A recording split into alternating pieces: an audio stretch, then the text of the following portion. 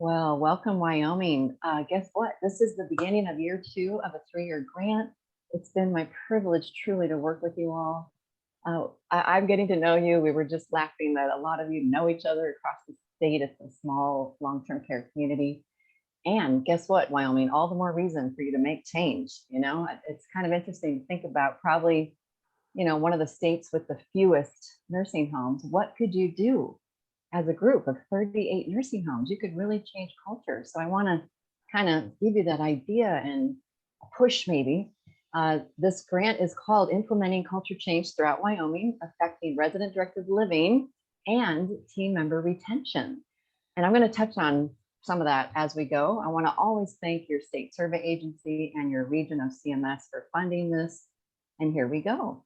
So today is called Building Relationships and then Retention. How do they go together? So it's my privilege just to show you a bunch of culture change practices that you could consider implementing that would build relationships. So maybe get ready to pick at least one, everyone. I'm going to ask you that at the end. Some are super duper easy and simple, so why not? And some are a little bit more, but they're not hard.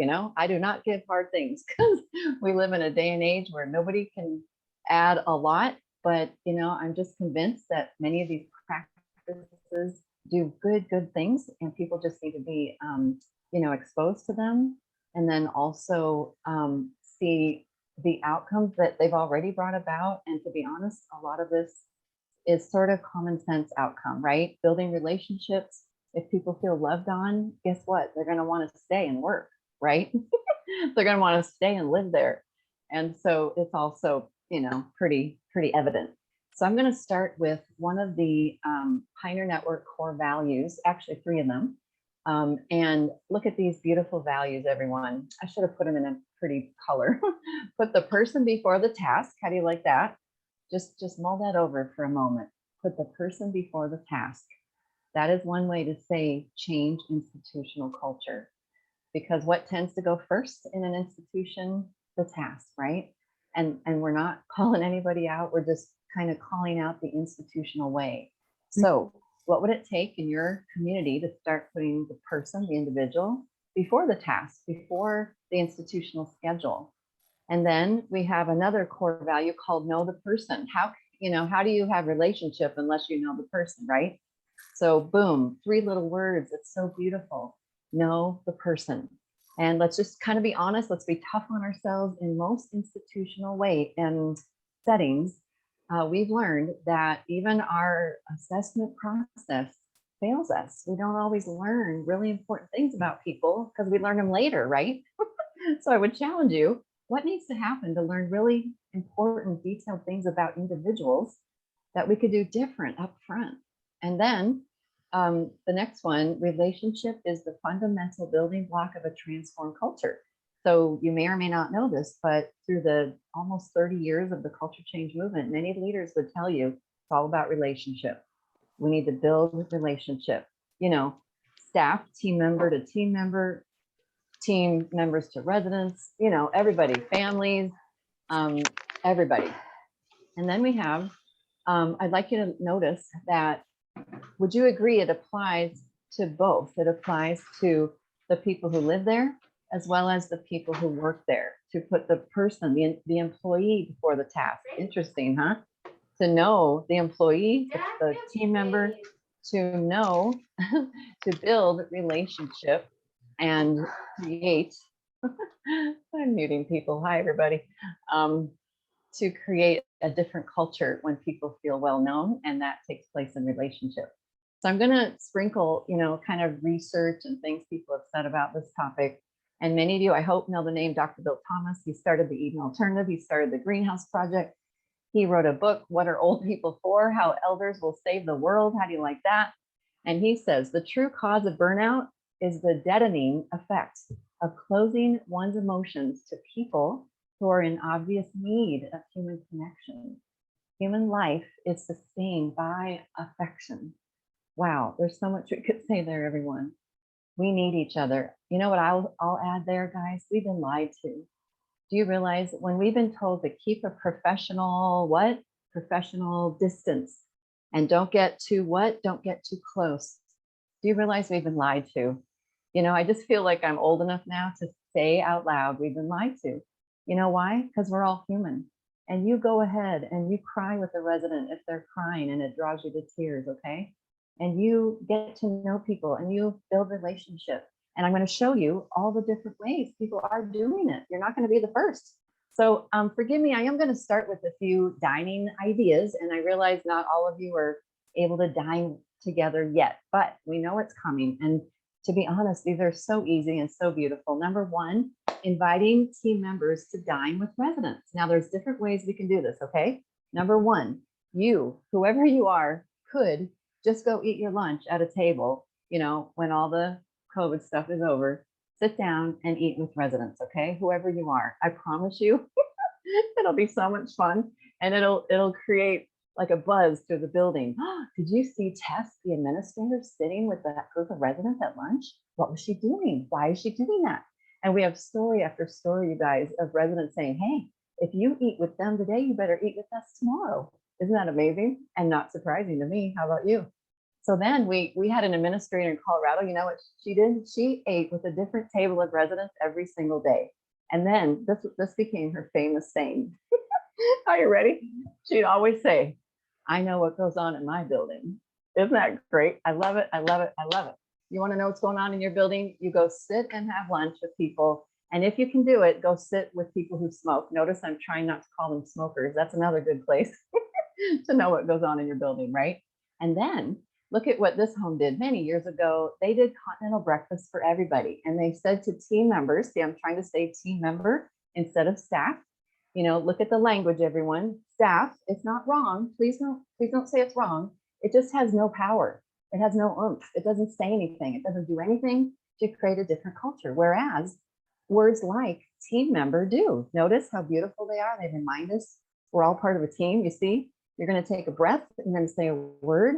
Might as well be team member compared to staff, maybe, you know, up to you. But notice I try to bring in language as we go. But the idea of this breakfast is any team member working and who's hungry, please help yourself and sit down and dine with a resident. Now, I don't want to say it's a rule. Some places do that. I just try to be careful. It's better than a rule, guys. It's an invitation to sit down and eat breakfast, first of all, and get to know someone, right? Just easy, beautiful, natural, doesn't have to take long. And I'm happy to tell you that Life Care Center of Casper, and I believe the other two Life Cares, Brittany, you can put this in the chat box, please. They do this already. They serve the people who work there every meal. And we're going to learn more about that, you know, within the year. And what I've learned, okay, guys, I've never been an administrator. I'm just like a student of all this, but I have heard over and over, it doesn't cost that much. And the benefits are far outweigh whatever it does cost. Now, here's another example, everyone. Look at this home. They did a Wednesday buffet. So they brought the kitchen people out. That's really important. They brought the food out. You get to smell it. And then they invited anyone working on that day, every Wednesday, could come, get lunch, sit down, ready, and dine with residents. Look at this photo, everyone. The two young activity director and I think social service director dining with the elders. Oh, and look at this. The administrator invited that activity director to bring her baby to work every day, her first year of life. We need more babies, everybody. And then, of course, when she was toddling around, then it became more difficult. And they have story after story of people who came to life, who talked because of that baby, who didn't otherwise. I was a surveyor, you guys, at this time. And I wish you could hear the noise, okay? The beautiful buzz of conversation. When you who work there sit and dine and visit and talk and communicate and laugh, it's bound to be noisy, a good noise, right? A buzz. And think of the opposite. What is your dining room normally like? You know, when people sit together and sit with the same people every single day, 3 times a day, do they run out of things to talk about? Do they need stimulation? Do they need your ideas? Yes, I've sat there. I know it. So pretty easy when you're ready. And another idea, if it's too much to think about eating your lunch, another easy win is to just invite people to sit down and at least have a cup of coffee. And then I just wanted to show you this photo. The greenhouses, they're a house. And I wanted to show you this big, beautiful dining room table. Isn't that gorgeous? And in many communities, they make sure to buy locally. So they're always tending to say, and it was made local. Oh, isn't that cool? And what does that big dining room table tell you? This is a family and we dine together. In the greenhouse model, they actually talk about the concept called convivium. You could talk about that, everyone. Look up that word, convivium. In fact, if someone wants to look it up, if you love doing that, and put the definition in the chat box, I think that'd be fun. I'd appreciate it. But I'm pretty sure it means, dining together, living life together while we eat. People eat food, right? We might as well do it together. See, it's a big win. We're going to eat anyway. And I'm sad to tell you, ready for this sad story? This is super sad. One time when I was a surveyor, I actually saw a sign in a dining room that said, staff may not eat with residents in the dining room. And I was a surveyor at the time, learning about culture change. You guys, it practically drew me to tears. You know why? Are you kidding me? We trust staff to take care of people. We trust staff to take them to the bathroom and the shower and behind closed doors, but we don't trust them to dine together. What is the matter with us, everybody? So notice it's an easy one when you're ready. And then look at what Life Care did in Greeley. They did essentially the same thing without having to go get the big table. Here is the room where people, notice the language, people sit to eat who need assistance. We don't need to label people at all. So this is where people dine who need assistance. And they too brought the tables together to create more of a dining room table, family, convivium feeling. Oh, I'm going to do a poll, everyone. I made a poll. Here we go. Ready? Launching the poll. Which one is long-term care known for? Generic care or individualized care? And be honest. Which one are we known for? Which one is our history? Which one were we almost proud of, right? Thank you, guys. You get the point. I will end the poll and share it so you see it. Look at that. So sometimes a poll makes a point. And isn't it sad that long-term care is kind of known for generic care, right? Let's just kind of say it out loud, call it out. Oh, and let's do another poll. Ready? Stop sharing that one. And poll number 2, launching. Here we go. Okay, ready? Which one would you like long-term care to be known for? Oh, I love it. Thank you. Thank you. Thank you. Thank you. 100%. Excuse me. Say, oh, I'll show you. 100%. Let's be known for individualized care. Isn't that fun? And remember, everyone, when we say, oh, we got to check and change everyone every 2 hours. See, that's an example. Did you know? That's generic care. I really appreciated when I learned that years ago. I was a surveyor, and hello, what are we thinking? We're supposed to do an individualized assessment, who this individual is and what their needs are. And then we're supposed to put that in the individualized care plan. And then we're supposed to do what we say we're going to do. Could it be that someone needs checked and changed more often than 2 hours, and many people less often? And by the way, the longer wear incontinent briefs and products are a big answer, and we can stop messing with people, stop waking them up. Do you realize we're causing the falls half the time? And people can get restorative sleep, and there's so much that can be said about that. So 100%, let's be known for individualized care. Now, here's a famous quote from the movement. No longer are the needs of the institution going to come before the needs of the individual. Wow. How do you like that? Anyone vote for that?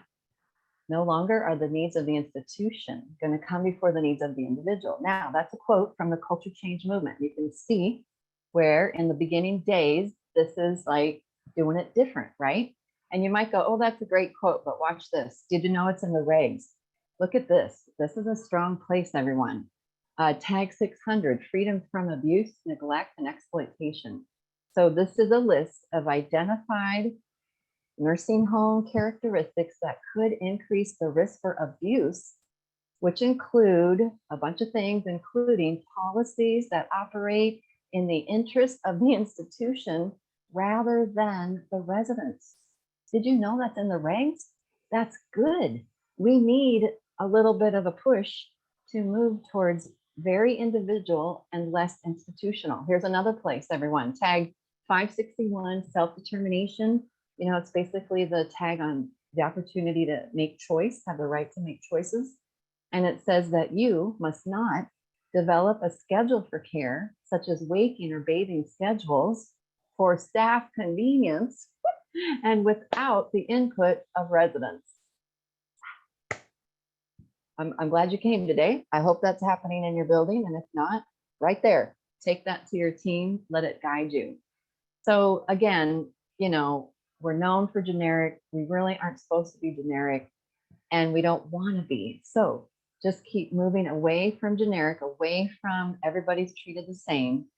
In fact, that's kind of what has driven it, right? Like I've heard people say, oh, we can't do that for him because then everybody would want it. Oh, you guys, how much money do people pay to live in a nursing home? We need to figure out what people need, what their preferences are. Yes, we can do that special thing. And typically it's not a big thing, is it? So I like kind of pointing out, guess what? Individualized care is person-centered care, right? And then therefore it meets the CMS requirements. That's what we're supposed to give. And how do you give anything individualized if you don't know someone? So notice, all the more reason to move into relationship. Now, here's an interesting little story. It came from Rhode Island a while ago, 2008. And that team, that nursing home, that community stopped waking residents up in 2008. So what year is it, everyone? And if they could do it then, you can do it now. Are we surprised that people were well rested, happier, more content? Nope, I'm not surprised. How about you? Look at this. Not as many people get out of bed during the night. See, because we're not waking them up. We're not bothering them. Okay, it's good. And not as many would sleep during the day, napping. Napping can work against people's having good sleep. And then they made the point that there was no more battle. Oh, doesn't the battle depress you? So instead of making someone get up on our schedule, on the institutional schedule, we don't.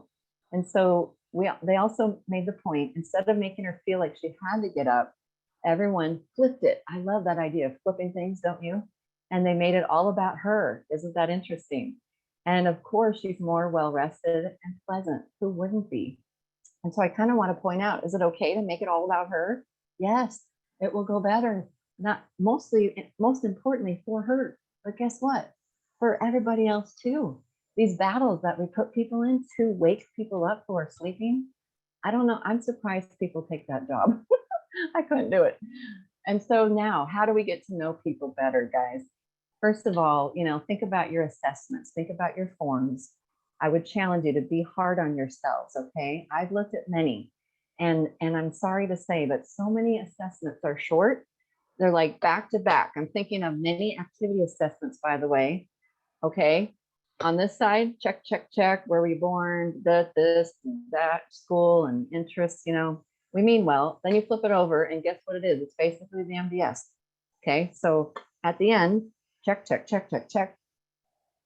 I feel like saying, but who is she? You see, we don't want to diminish people to check marks, right? And how many of you have been to a funeral and you learned something big about someone you never knew? I think that's a good litmus test that we got work to do, okay? And so how could you get to know people better? And one idea is this. How many of you, is it normal that if you get a person that moves into your neighborhood, Eric, you just moved, did anybody ding dong, ring the bell and say, excuse me, and have their clipboard and say, what's your name? I have a few questions for you. if you apply what we do to real life, is our process of getting to know people, the assessment process, normal? We sit on people's bed, you guys, and pretend we're not sitting on a bed. We would not do that in one another's homes. So I've just been so fortunate to be a part of so many things. And we really call a lot of this process out in a book I got to co-author, and it also is a training DVD. It's called Soften the Assessment Process. And one of my favorite things to point out is this: would you rather get to know someone over a clipboard or over coffee?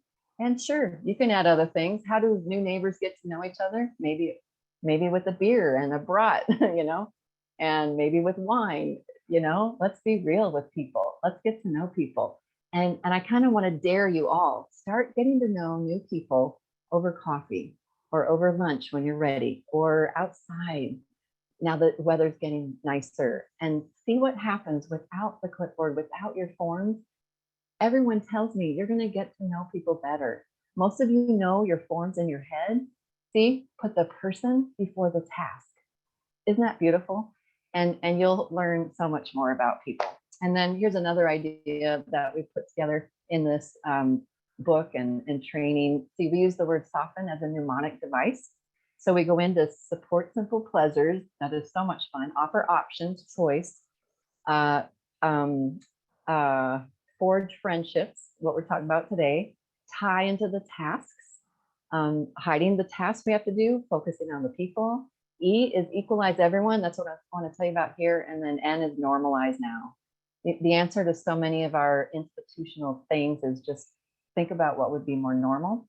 So I love thinking about how to equalize. So I don't know if you guys have ever thought of this, but sometimes, staff and residents, sometimes it, in an institution, it can sort of be staff versus residents. We don't want that.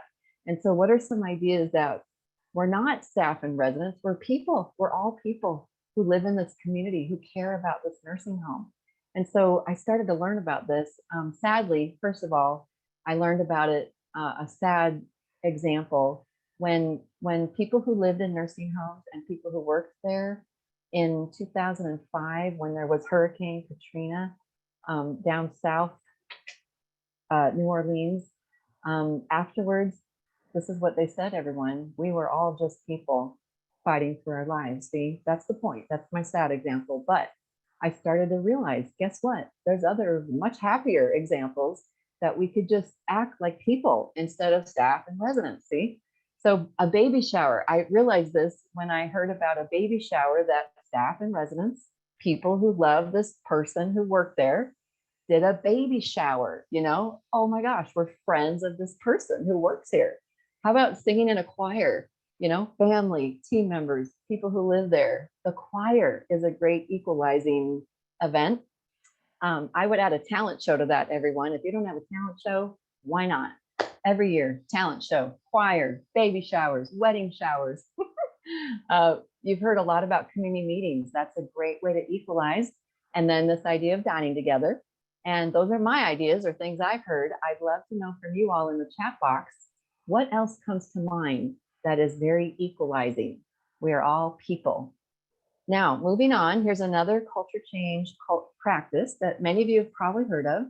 Over the years, it often was called the guardian angels. And notice I'm not calling it a program. The term program is very institutional. And what you do is better than a program, okay? Things are better than an institutional program. And so guardian angels, ambassadors, I've heard lots of things, next on neighbors, it doesn't matter what you call it. This particular home called it buddies, staff buddies. And beautiful, beautiful stories have come out when people are serious about this practice and they put it into place. And look at this. This team member who was the buddy to this older, beautiful woman went to the hospital with her at the end of life. And because family had all gone before her, friends, this beautiful older woman actually basically died in the arms of her staff buddy. Isn't that amazing? Amazing. And so they became like family. And then we have another story. This older woman had a ride to Sunday church for many years. I'm guessing, I don't know, but just guessing, an older friend who then wasn't able to do it anymore. And sure enough, her staff buddy happened to be the maintenance guy, who also happened to be one of her first grade students. And when she lost that ride opportunity, he said, "Oh, I'll take her on Sundays." I don't even know if he worked Sundays, you guys. Isn't that beautiful?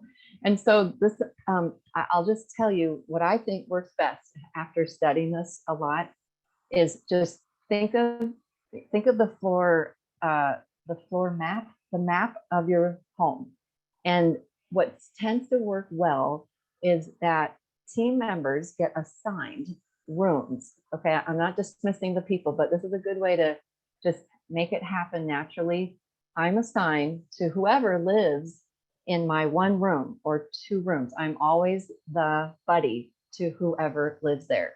And then you have a nice way of tracking it. And over the years, guys, a way to kill this idea, trust me, is when you tell your team members, the guardian angels or the buddies, that you must document every single visit, and you must keep it in a notebook, and you must hand it in every Friday, and the ED must read every single log of every single buddy in every single notebook. That will kill it, guys. Don't do it. And here's what I recommend. You explain well what you are requiring of your team members, and you trust them. And so, like, here's what I would say. Hey, everybody, when you're a buddy, you are asked to check in with this person quite frequently. You're like a liaison. You're a touch point. Become friends, have relationships, see? And then if something comes up that you can fix, then please fix it. If they're looking for the sweater, go look for the sweater, right? But if it's something bigger than what you have purview to do, then you pass it on to the right person or within your process for getting things looked at. I'm trying to avoid the word grievance right there. So pass it on into your concern process, and that's it. I wouldn't bother documenting so much unless, of course, it rose to a higher level of something. Like I said, we've talked a lot about community meetings, but I'm just going to keep telling you, they have become an answer for so many things, including building relationships. And I'm proud to say that one of the homes in our group, in our second year project, Wyoming Retirement, has begun a daily community meeting. And I think they're on the line. If you guys want to say anything at the end or in the chat box, I'm trying to roll through so we can talk more, everyone, but check it out. They just decided one day in April, they're going to do it next week. And they just started doing it. And they don't really have an agenda yet. They don't really know what it's all going to look like yet, but I'm very impressed. You guys, way to go. And they realized actually, Tess, I should invite you to say when you're doing it. Let's see, Tess Bailey, are you there? Can you unmute? Let's just do it now. Yes, I am here. Hey, Tess, tell people how it's going and when you're doing it, please. Our community meetings. Yeah. Sorry, someone had stepped into my office, so I was listening to two conversations. Yeah. Wow, way to go. Yeah, I did hear my name though. So we started our community meetings here. Maybe I'll put my video on too. We started our community meetings 2 or 3 weeks ago. Well, we're calling it a community gathering, not a community meeting. Okay. That's okay. I think we started 2 or 3 weeks ago. I would say that for the most part, it's going really good. We're having participation from pretty much all of our management staff, and some participation from other staff. We're trying to encourage, the housekeepers and CNAs and everybody else to come too. And so we do have some that wander down, at least for a few minutes. I would say that it's been a really good opportunity for us to visit with each other, visit with the residents. I think we actually did a survey after the first week to see what the residents thought about it, and how they felt about us all being there. And the majority of them appreciated our presence at that time.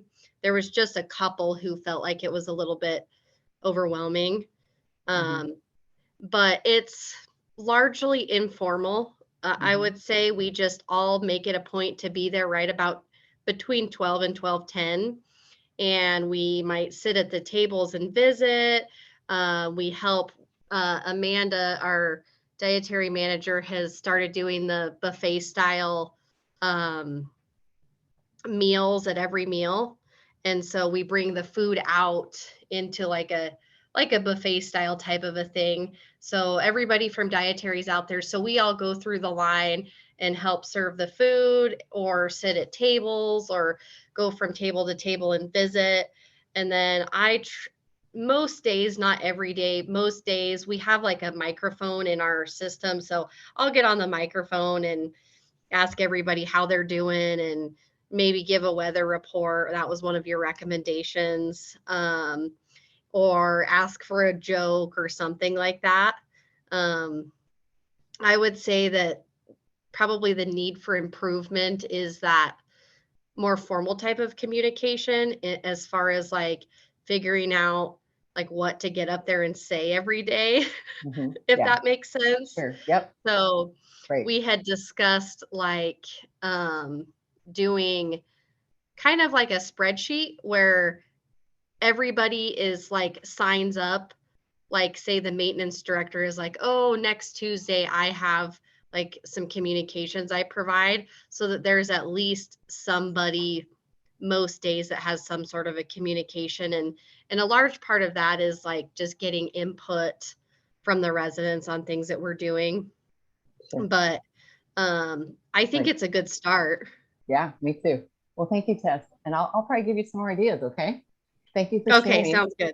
And everyone, what I wanted you to hear there is they realize doing it at lunch is a great time because most of your community is there. And I think I had forgotten to share that idea over the last year. Other homes have done that. So, maybe consider that. And then, what really can happen here, guys, is I would encourage you to keep moving it into a direction of talking about things that are really meaningful to your community. So let's just be honest. If something could be better, like something happened or there's a problem, staffing, whatever. It's kind of a beautiful opportunity to be transparent about things, what's not going well, what is going well. The weather report thing was actually like I had been told in one community, a resident wanted to give a weather report. Isn't that cool? And then in another example, a young maintenance man loved telling a joke every time. So watch for those natural things, like what are people into? And just it'll bubble. Like I'm so proud of you guys. You're doing it even though you don't know what you're doing yet. That's awesome, I think. So the Barkins who started this, Barry taught us last month some beautiful things about the idea that older people, we want to honor their voice. We want to help them continue to leave a legacy, to encourage people, to create connection, friendship, save relationship. That's why I'm bringing it up today. And then they had a hypothesis that if people just came together more often and shared meaningful experiences, talked about life, whatever that means for your community, that it would be good. And of course it was. And back then in the 70s, even they did a lot of rights stuff, like civil rights, and we could be doing that today too. Moving into the idea that some people in our movement, everyone, remind us that people who live in the nursing home are citizens. And they don't just mean citizens of the United States. They mean they're trying to use like a word that shows they should be included in making decisions about this place because they live there. And I love pointing out sometimes regs could be pushing us a little bit. This reg is the right to organize in a group. And then it says you must consider the views of a resident or family group and act promptly upon any grievances, concerns, and recommendations, ideas of such groups concerning issues of resident care and life in that building. And if you kind of study that language, everyone, that is a good idea. First of all, it's also a regulation. And guess what? The community meeting can help you do that in a beautiful way. And it costs no money. And then you've probably heard this, but I'll say it probably again. Look at this. A home in Denver not only does a daily community meeting in the morning, they do it twice, the second time for people who speak Spanish. And they they turned this into such a citizen model that they invite the people at the community meeting. Notice that's people who live there and people who work there, all sorts of people, right? Could be family members. They even bring up budget issues. I'd never heard that before. And there's a famous quote the resident said, "We will take cheaper toilet paper before we want anyone to lose their job." See, that is what a community will do. They also test products together, apparently. Isn't that cool? Instead of just the dining service team deciding what juice you're going to buy, they do taste tests. And they say, how much does this one cost? And how much does this one cost? That is amazing, right? And then when they went to do resident council, guess what? From a daily community meeting, boom, boom, boom, every day, guess what there was to talk about at the monthly community meeting? Nothing. I've learned from this particular group that probably monthly is too far out, everyone. It's hard to be on top of stuff monthly. If something happens today and resident council was yesterday, you don't want anyone to have to wait to have a place to bring it up, right? Plus, people point out it festers then. It's not good. And so we realized that when you do daily, you're actually, I hate to say dealing with issues, it sounds so negative, but if there are things that need to be, handled, you're handling them in real time. And if a grievance, old language, was, a concern was, let's say, submitted yesterday, guess what? The community will talk about the heart of the matter tomorrow. Talk about being on top of things. I am so impressed by that. Now, here's another beautiful thing to remind you. This is an Asian saying or proverb that, moving into the future is a lot like looking backwards because you don't know what's coming. And they point out that elders, when they look backwards, I should say it's like walking backwards. But what do you have to see? Older people, older adults, elders have more to see when they're looking backwards. Isn't that cool? More of their life. So now, I'm trying to kind of confirm that idea of bringing people into solving problems, during daily community meetings. And by the way, they stopped doing that monthly resident council and they considered the daily community meeting the resident council meeting. And they do keep notes. So if during survey, if they ask for notes, it's their daily community meeting.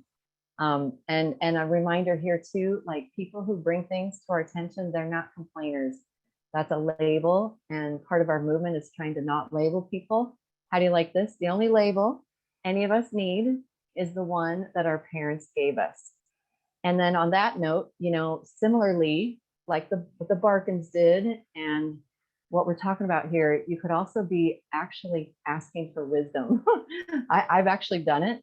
For years, we went to, speaking of Life Care of Longmont, Colorado, about 15 years. We went twice a month not for 9 years, but then once a month otherwise. And we asked people for wisdom. And I just want to encourage you to consider that. You could have topics, how to raise a family, how to handle teenagers, how to handle being so easy, how about a chapter in a book on how to handle a pandemic? And I imagine you all have a wisdom book at your fingertips. And I don't think people want to buy like cookbooks anymore, but they might want to buy a wisdom book, especially if grandma's quoted in it. Just think it could be a great fundraiser because that family is not going to want one book. They might want 20 books. And then another practice, obviously when you can have committed, consistent staffing. I know you all want that. I'm glad that seems to be more and more of a practice that everybody has when you can. But obviously the same team members caring for the same people who live there.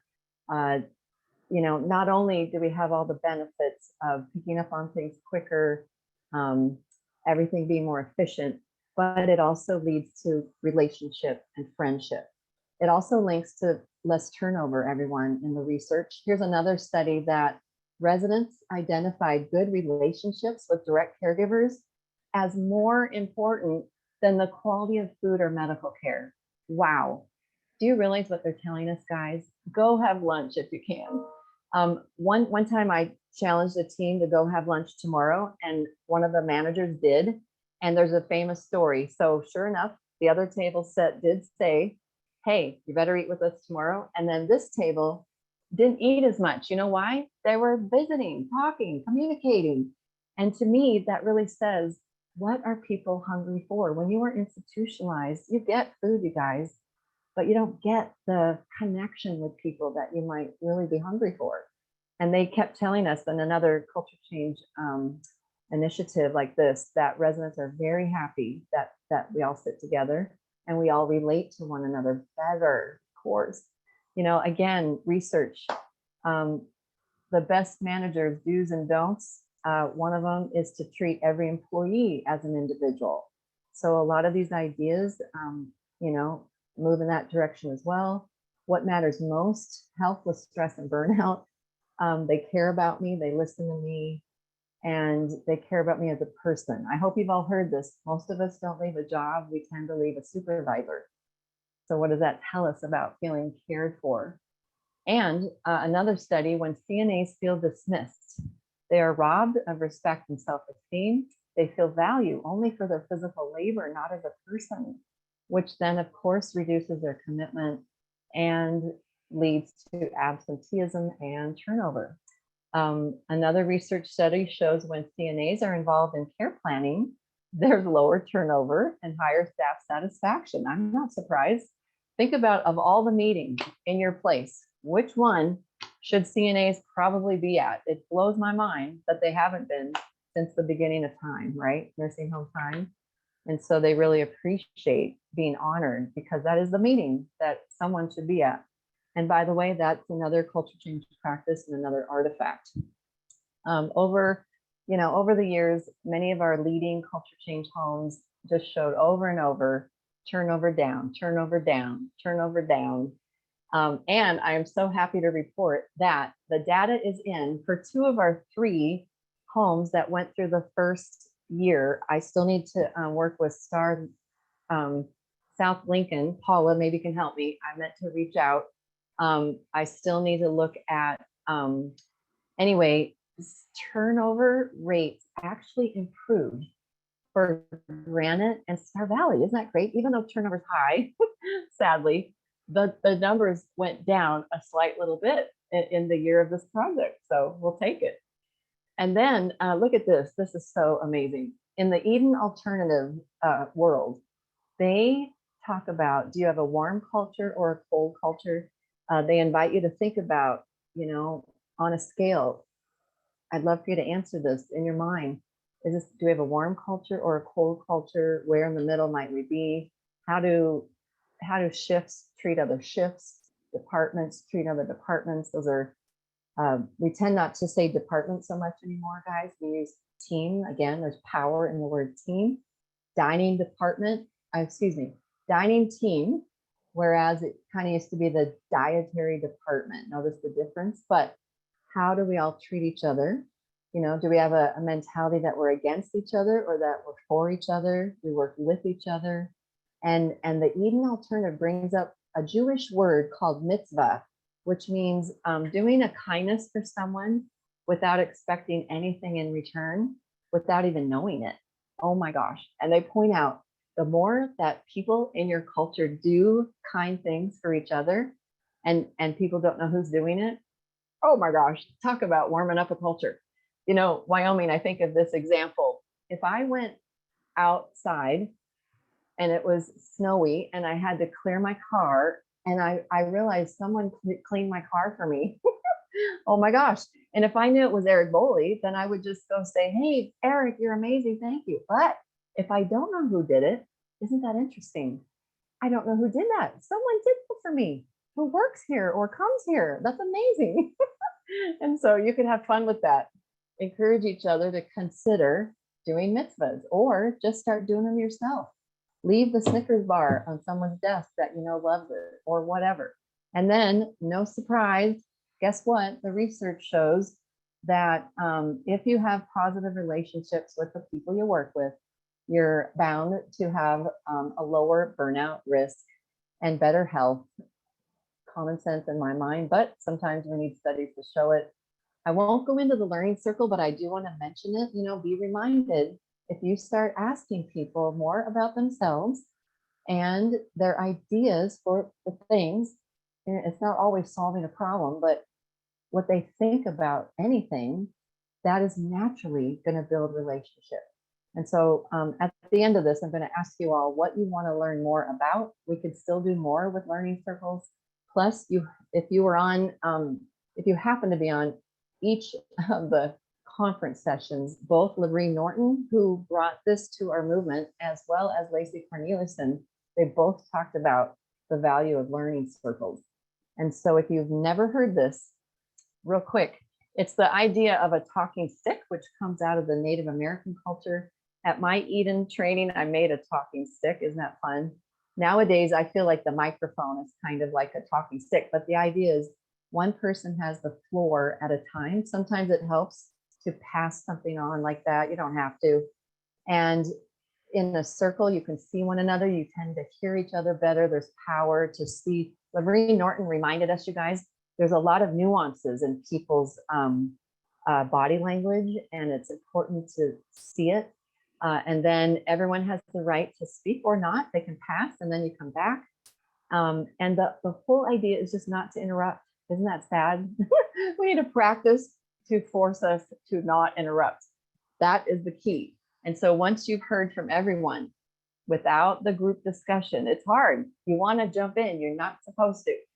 When you've heard from everyone, then you have group discussion. And I'll tell you what, that'll build relationship and it costs no money. Here's a few ideas from me to you. I've always thought it'd be really powerful to have a question of the week, a getting to know you question of the week. And I imagine the question is at a pretty marquee board when you walk in. It's at the time clock, it's here and there. And you challenge everyone in your community to get to know each other better. And so you have one question every week. So just for fun, let's see. Yeah, it's pretty fun. If some of you would be willing to put in the chat box, where were you born? And so by the end of the week, the challenge is I'm going to ask each one of you, where were you born? And so I can just see myself, it's Friday and I'm like, oh, Brittany, I forgot to ask, where were you born? And you get the idea. Facts about your life help each other to get to know each other. You can have fun with favorites. What's your favorite food? Start broad. Then another week could be, what's your favorite dessert? And then get more specific. What's your favorite ice cream?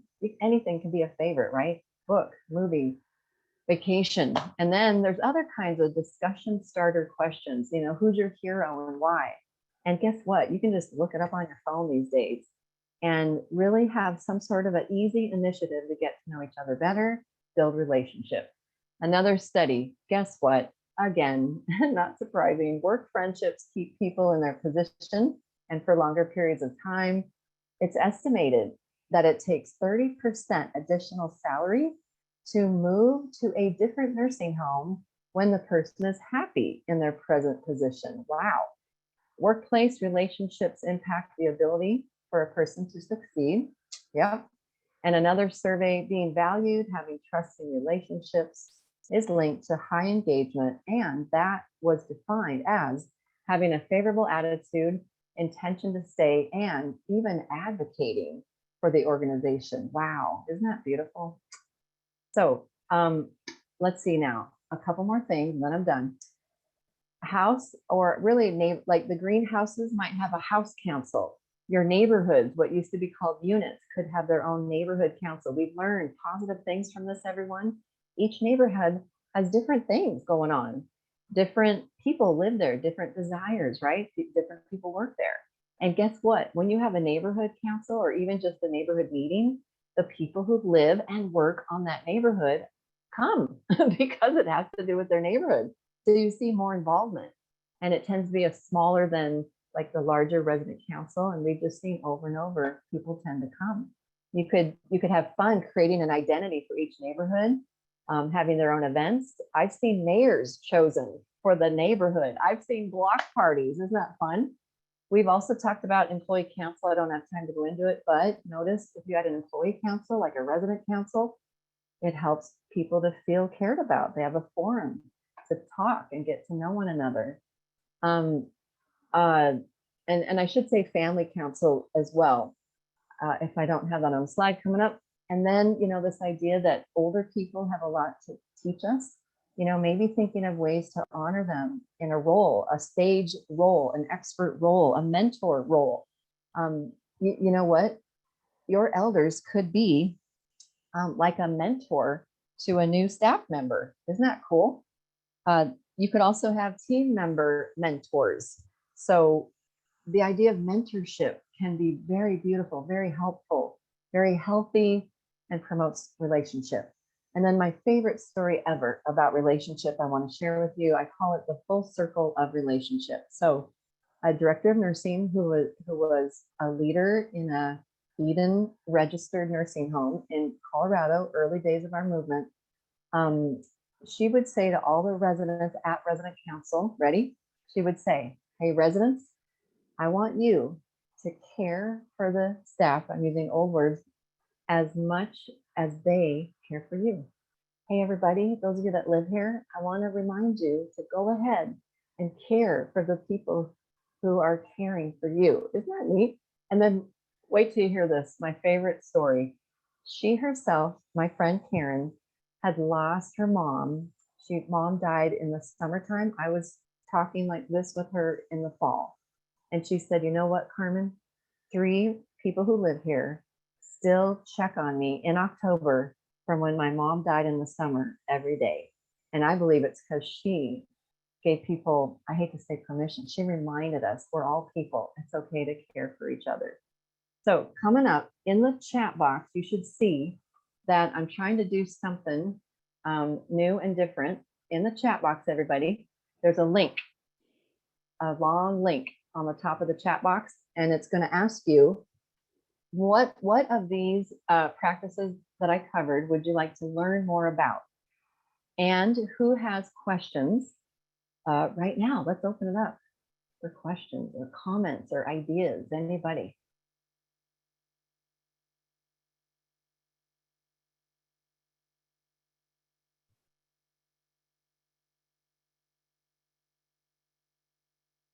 Oh, can I hear from somebody, please? Wyoming, ideas, questions. Anybody excited about any of the ideas? You're going to do any of them? So this is Paula, Carmen. Paula. But does like anybody hear anything about maybe lessening restrictions as far as being able to eat with our family members or anything yet? Yeah. Anybody know about that in your state? I'm sorry, I don't. Eric. Yeah. Brittany. Hi, this is Brittany from Life Care. And as far as I know right now, if your staff member is fully vaccinated and your resident is also fully vaccinated, they can eat together according to the state regs. We at our community, though, we're not doing that because we're not encouraging families to dine. Like our family members can't eat in the main dining room with our residents Right. Right now. And so we're not allowing that for staff either because it creates a weird double standard, we feel like, and it would be really hard to explain our way through that. Mm-hmm. Hey, Yeah. Britt, would you be able to send me the regulation you're looking at on that? Because we've been wanting to do that. I just can't find like where I have a hard time explaining that we can eat, but we have to wear masks the rest of the time. Yeah. But it's something that we want to be able to do. So if you have like wording that I can present or something, I would really appreciate getting my hands on that. Yeah, I will look it up next week and I'll send you an email. Yeah. All right, thanks. Cherie's here too. She'll get it to you. Morningstar, when you're reading those regulations, it's kind of worded weird. Yeah, so they say when practical, and they use really crappy wording. Yeah. Agree. Yeah. Okay. Does anyone else know anything that could be helpful here? Eric or Jill? Yeah. I'm just thinking maybe that's something we could bring up on our weekly call with License to Survey next Friday.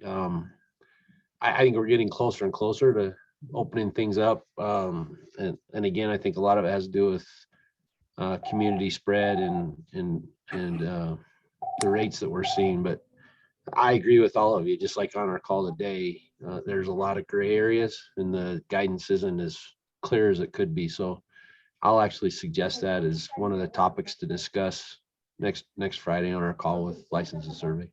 Thank you, Thanks, Eric. Eric. Good. Paula, does that help? Yeah, thank you very much. You bet. Okay, good. Hey, this is what I need. Sublet is sharing. We are interested in learning more about employee council and community meetings. That's what I need, guys. Can someone tell me if the link works for you? Can someone please try it? It worked for me. I can't see it, Carmen. Oh, great. Huh. Mm. Huh. Do other people see it? The top of the chat? I see the why. answers, but I can't see the question. Huh. Okay, I see a link in the chat box and I went to the link and it worked. How come nobody else can? And I sent it to everyone.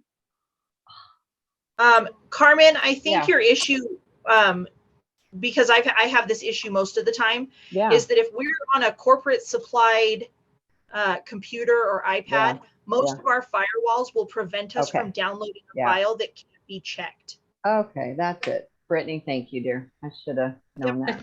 Thank you. Okay, so here's the deal then, everyone. Please tell me, if you would please, some of you in the chat box, knowledge gained. So knowledge of building relationships, practices before an hour ago and after, 1 to 5. Give me 2 numbers, please. And what do you want to know more about? Here's your chance. Everybody vote. That I could develop further. We could talk more about any of these topics or other topics. And keep speaking up. Anybody else want to share or ask a question? I am so open.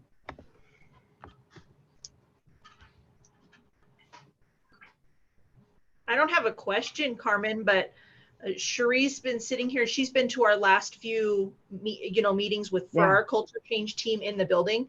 Yeah. And every time we get together, whether with you or without you, we add like 3 artifacts to our process every time. We gotta stop talking because good. We started out with like 8, and I think we're at like 24. Good. Yeah. Yes, everybody. This is typical.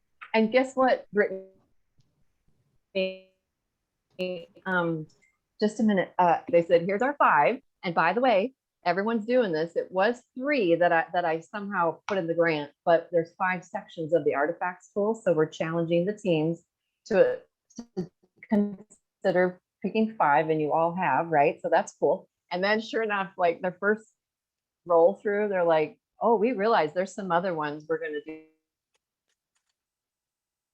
too that are easier. So I asked, is there at least one practice that you could take to your team out of this 1 hour of your life? I'd love to know from each of you, just for fun. It's so fun for me to hear what stood out to you that you might take to your team on Monday or later today. And how do you like this quote? Those who serve our national treasures are themselves treasures. That's all of you. Be reminded, everyone, we have 2 big goals in Wyoming. We need your help.